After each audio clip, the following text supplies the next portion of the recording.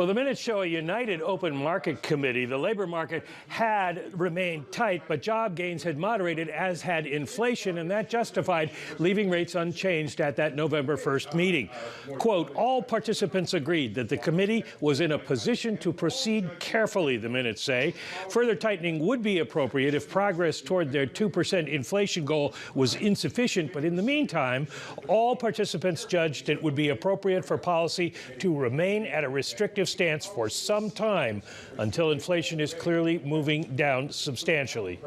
Policymakers took note of the tightening in financial conditions, from market rates moving up substantially, their word, in the weeks before their meeting. Many suggested the move was driven primarily or substantially by a rise in the term premium on Treasury securities. And generally, they also felt a greater supply of Treasury securities contributed to the increase. However, quote, they also noted that whatever the source of the rise in longer-term yields, persistent changes in financial conditions could have implications for the path of monetary policy.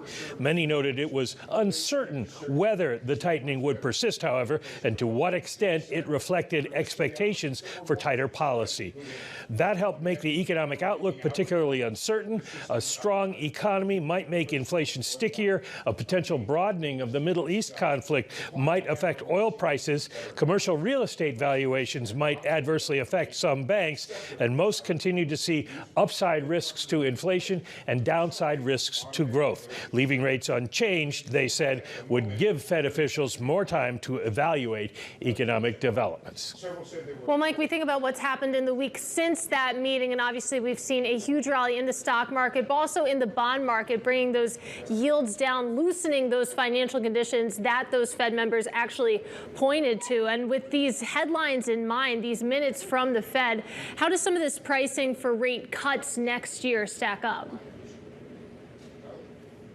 It doesn't really give us any indication of what they're thinking about that. They did emphasize the need to keep rates higher for longer.